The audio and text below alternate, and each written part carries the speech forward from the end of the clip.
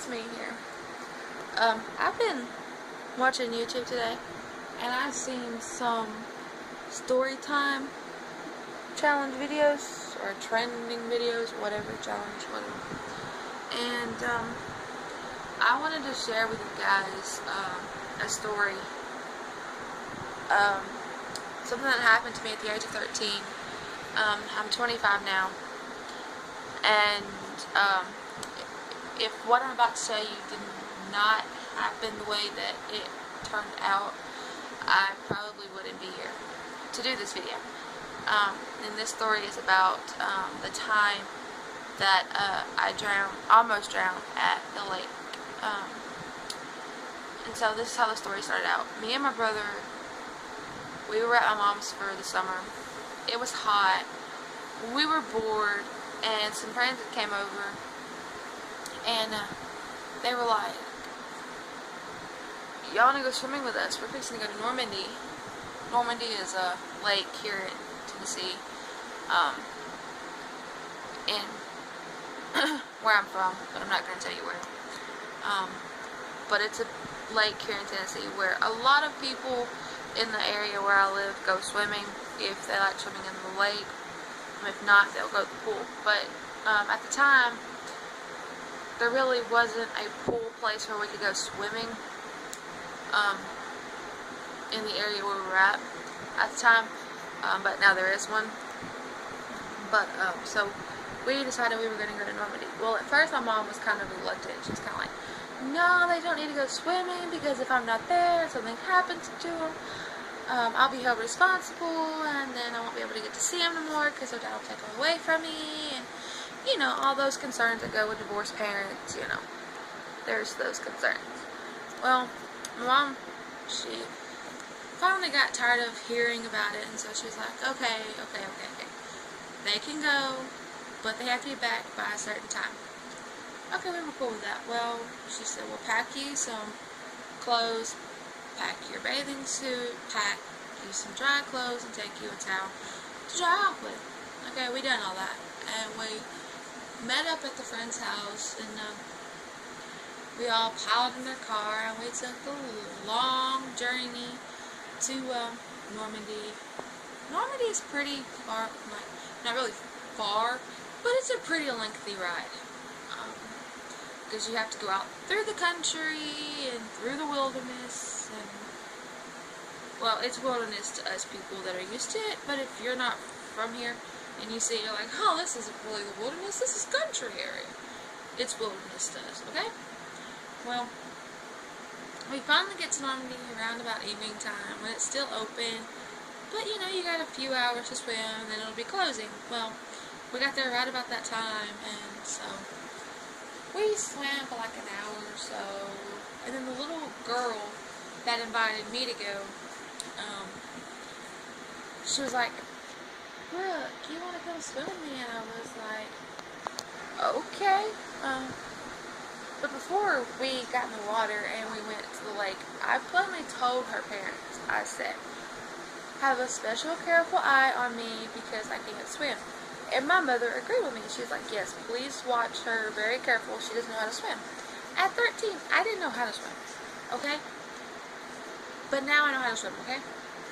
Because for my graduation present, you know, most kids want a car, I wanted a pool. So I taught myself how to swim after graduation. But anyways, do not laugh at that part. This is the story that I'm going to tell you. But anyway, my mom was like, yeah, please watch her because she can't swim that well. And so they were like, okay, yeah, we'll keep an eye on her. They didn't keep their words. But that's because they had their hands full with a 2-year-old. I was perfectly cool with that, you know. 2-year-olds around water need particularly close eye on, you know, because you don't want them to fall in. Well, I was cool with that. Well, about a few minutes later, the girl comes up to me and she's like, Brooke, let's try this trick. And I'm like, not thinking what this trick is going to cause. And I'm like, okay. Well, she decides to hop on my back, okay? And this girl at the time was not a skinny girl, okay? And I wasn't either myself. And she decides to hop on my back, and I'm like, okay, this is not going to end well. And I knew it wasn't going to end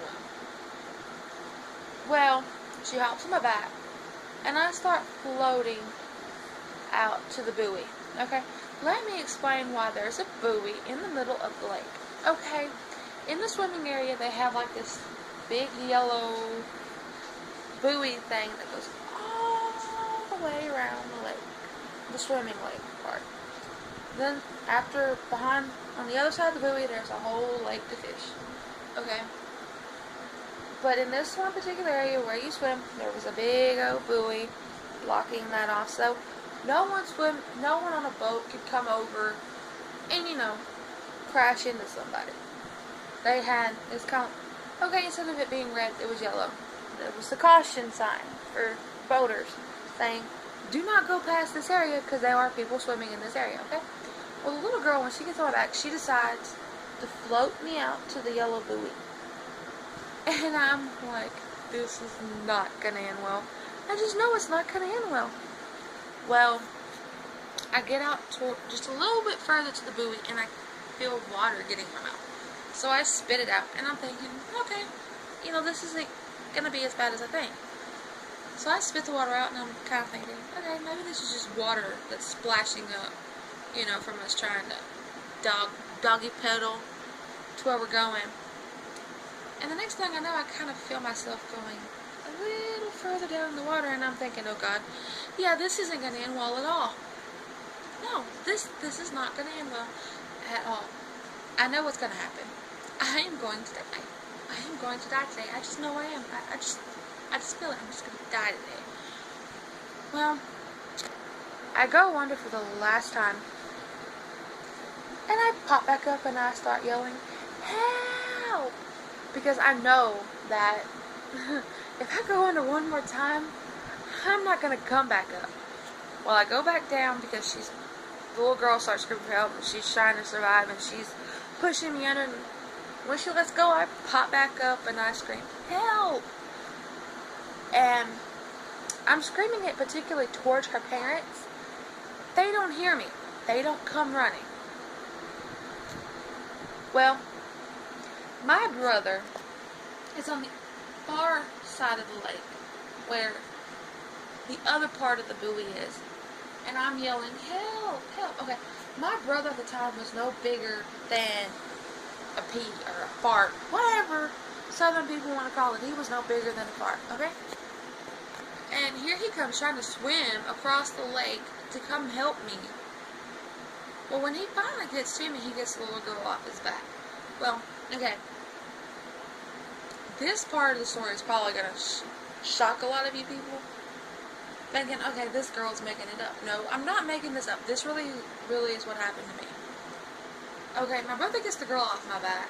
Well, a guy sitting over on this side that I have not seen the whole day we were there.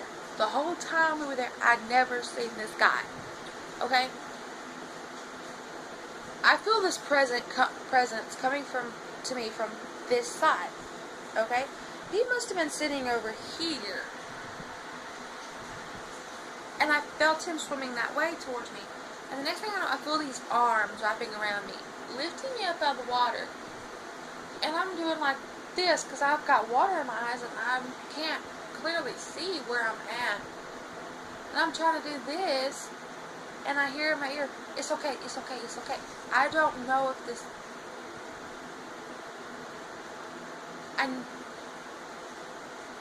I mean, I could vividly see a little bit blurry that he was either of Hispanic race or Native American race. I'm not really quite sure. Okay, but anyway, he gets me up on the shore.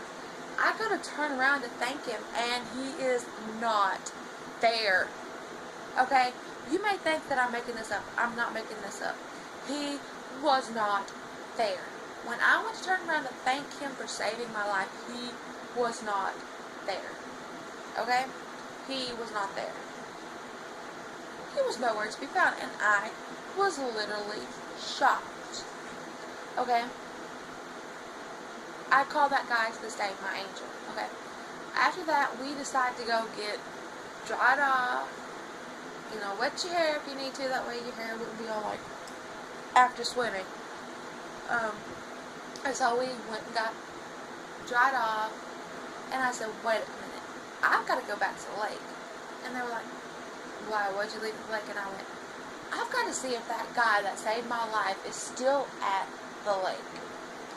And they were like, okay, well, a grown-up walked me to the lake, and I looked around, and I could not see him whatsoever. He was not there. And I had not seen him the whole time we were at the lake. I never even knew that that guy had even shown up. Maybe he showed up after we had gotten there, or before we had gotten there, I don't know, but I never seen him, okay, he just like literally came out of nowhere, and I could not see him, and so I just gave up. I quit looking for him, and so, yeah, that is the story of the time that I almost drowned in the lake, and also a story about the time that I was saved by an angel, because I believe that guy was an angel sent from heaven to save me that day, to save me from drowning. Because when I turned around, he was not there. Unless he dove back under the water to get back to where he was going just a little bit faster. I don't know. But he was not there the second time I went to look for him. He was not there. But anyway, that's the story about the time that I almost drowned in a lake, and that I believe I was saved by an angel.